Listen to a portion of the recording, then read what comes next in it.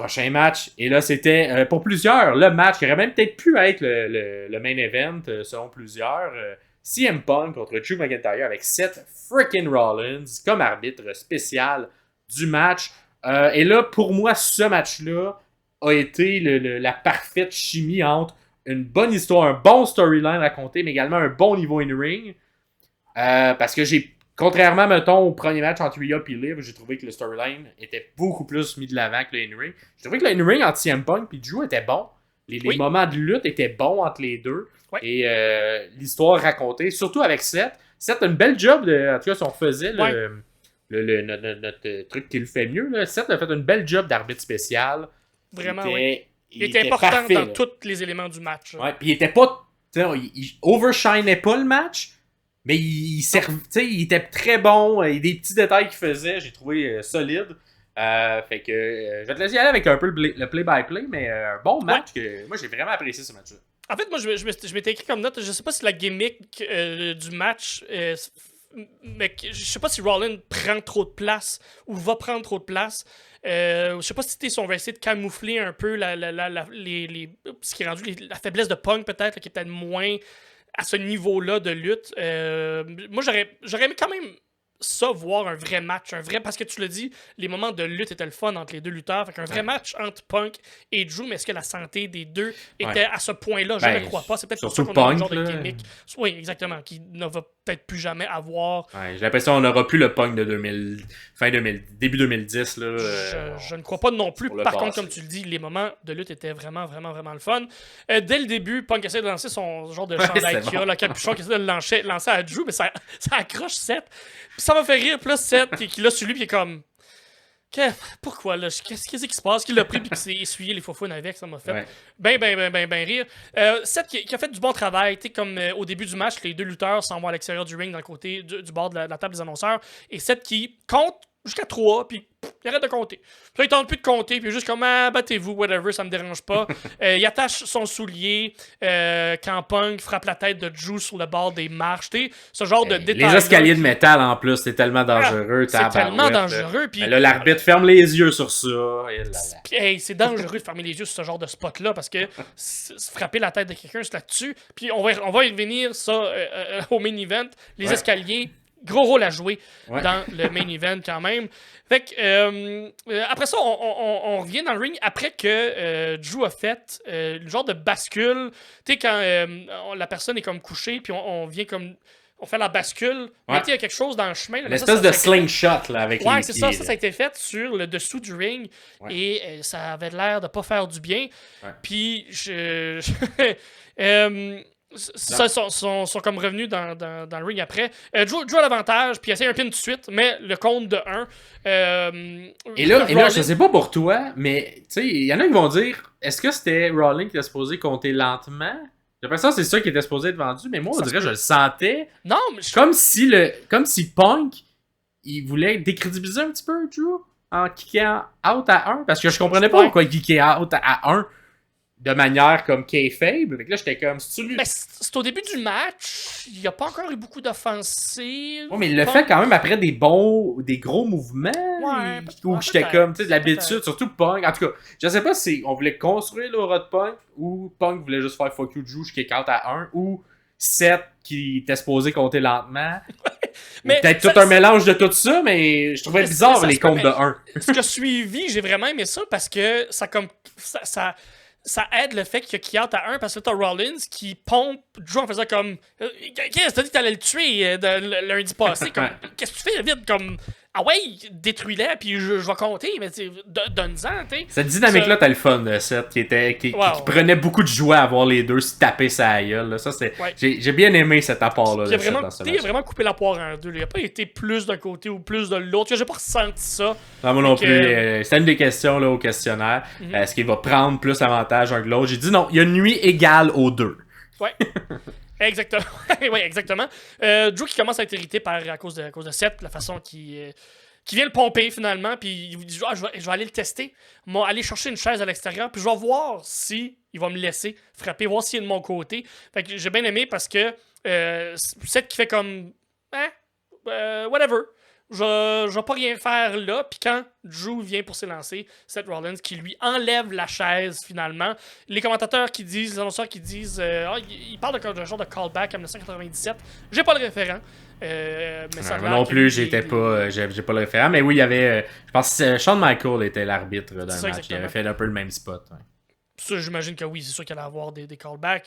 Mais Punk qui en profite et qui roll up Drew, qui aurait eu un compte, mais Seth n'a pas été assez vite pour compter jusqu'à 3. Puis c'est là que Punk est frustré avec Seth parce que, comme on les a vus, là, comme Rollins qui n'était pas vraiment attentif, et il y a vraiment. Si tu le comptes dans ta tête, Punk aurait dû gagner sur ce roll-up-là. Seth n'a pas été assez vite, et c'est là que Punk, lui, devient en maudit après Rollins. Ils ont chacun leur dynamique d'être amnesty après l'arbitre. J'adore ça. Ouais. Et ce que j'aimais, c'est que c'est pas... Dans les deux cas, c'est comme une...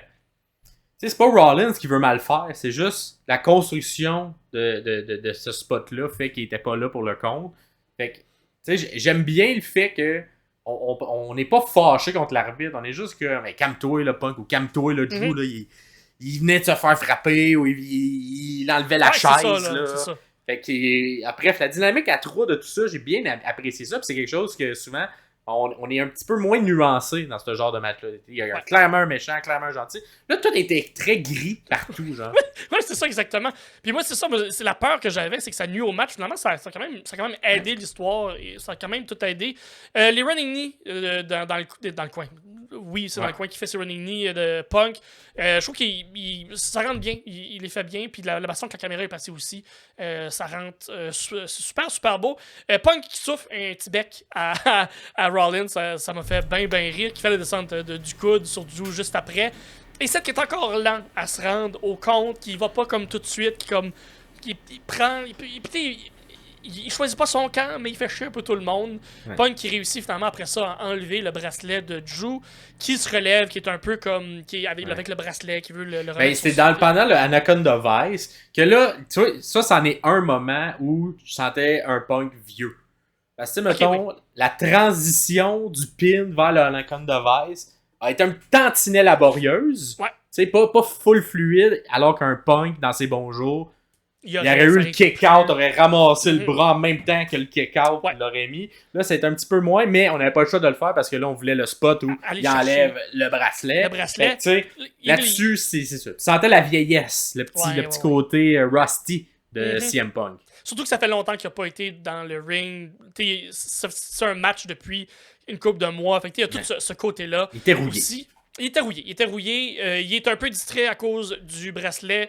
Fait que Drew a le temps de se relever, de reprendre ses esprits et de faire un Claymore surprise. Je ne l'ai pas vu venir, ça rentré en tabaslac. Punk kick-out de ce Claymore. Fait qu'on bâtit quand même Punk qui reste fort, qui reste le vétéran, qui est capable de kick-out d'un Claymore surprise. Puis là-dessus, c'est ça. Moi, j'aime ça quand il y a une explication pourquoi il y a un kick-out. Là-dessus, il n'y en avait pas. Autre que c'est un kick-out d'un kick-out. Fait que peut-être que... Je sais qu'il fallait faire l'Anaconda Vice pour faire le take sur le bras, sur le bracelet.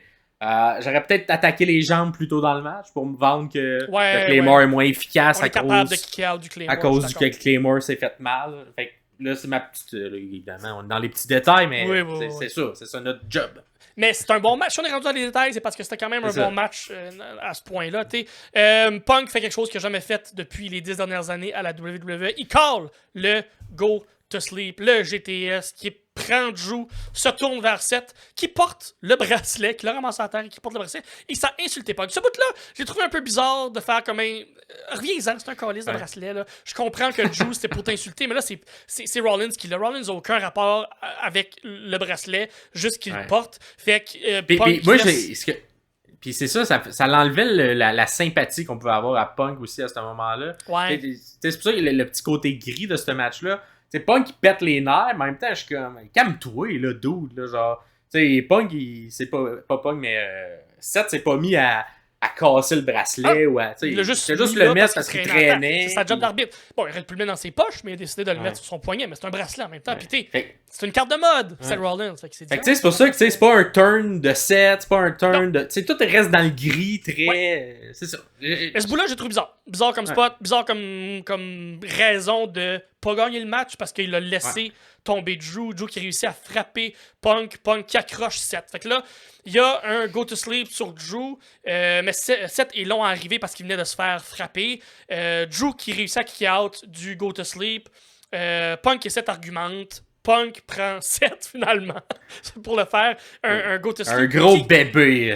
Un gros. Qui réussit à connecter. Il connecte son go to sleep sur l'arbitre. Il reprend son bracelet comme un gros bébé. S'approche de Drew qui le kick dans le pénis. Direct dans le pelvis. Là. Et ça, c'est un rappel au match qu'on a eu dans le dernier pay-per-view où Punk a fait ça à Drew. Fait que là, les rôles sont inversés ce coup-là. Drew le fait. Après, est-ce que, à ce moment-là, Rollins ne regarde pas pour vrai? Ouais. Est-ce qu'il, même s'il regardait, je sais pas. Il aurait peut-être fermé les yeux? Je sais pas. C'est comme ça qu'on l'a construit, mais j'aurais aimé peut-être... Ouais, c'est vrai, il vient de manger un go to sleep. Il aurait pu le regarder, puis là, vu qu'il vient d'en manger un, il fait, ben, too bad, mon gars, tu le mérites, ce low blow-là. Ouais, je suis d'accord. Je suis quand même d'accord. Ouais, c'est ça. Comme tit for tat, comme tu m'as donné ça, fait que tu mérites ça, je dis rien. C'est vrai, il aurait pu le voir à ce moment-là. Ça aurait rien, même ça aurait ajouté une petite coche. Un slow count de 7. Drew gagne quand même s'il y a eu un slow count. La petite hésitation avant le 3. Fine, je le fais. Ok, je te le donne. Pas clair. Fait que Drew gagne, reprend son bracelet avec fierté. Et là, Punk, il sera pas content, il s'est encore fait voler son bracelet. C'est ça. À part le bout du bracelet, le match était quand même bon, comme tu disais au début. Les bouts de lutte étaient bons. Par contre, comme je l'ai dit aussi au début, moi j'aurais aimé ça, un vrai match 1 contre 1 de bonne lutte. Pour un build-up de 7 mois, je trouve ça un peu mince comme façon de finir cette histoire-là, de continuer cette histoire-là. Par contre, oui, pour cacher les failles de peut-être Punk, c'était très bien fait. Puis Rollins est excellent. Fait que finalement, ça a été bon, ça a été le fun. Fait que, tu vois, moi, je pense que j'ai plus apprécié que toi, un petit peu plus. Sûrement, mais c'est pas terminé. Moi, j'ai l'impression qu'on va avoir on va avoir peut-être 2 autres chapitres. Parce qu'on a eu un premier affrontement où Punk était un petit peu le côté guest referee à WrestleMania. Là, ça a été Seth qui était un petit peu guest. Est-ce que le prochain sera Seth contre Punk avec Drew qui tournera autour de ça pour finir avec un triple threat, un match à 3 chemins. Où les 3 sont 3 lutteurs. Et là, ça met le point final, le point d'exclamation à cette rivalité-là. Tu peux faire un autre 6 mois sans avoir besoin de ceinture autour de ces 3 gros lutteurs. Exact. Qui sont hauts dans la carte. Fait que j'ai pas ça. Fait que c'est ça. À voir, là, c'est certain, avec le fait que c'est Drew qui a encore possession du bracelet. Il va falloir qu'il... Je sais pas, un ladder match avec le bracelet qui pend. Je sais pas, ça serait niaiseux, mais... Je sais pas où il va. Ouais, bracelet on épaule, là. Ouais. Fait que, à voir, ça s'en va vers où. Fait que, dites-nous dans les commentaires, voyez, nous, on a un petit peu... on a peut-être des opinions un peu divergentes, moi et Pierre, là-dessus. Fait que vous... Êtes-vous bien apprécié ou vous trouvez comme Pierre que ça manquait un petit peu de finesse au niveau de l'histoire pour tout le 7 mois de construction de ce match-là? Fait que dites-nous ça dans les commentaires.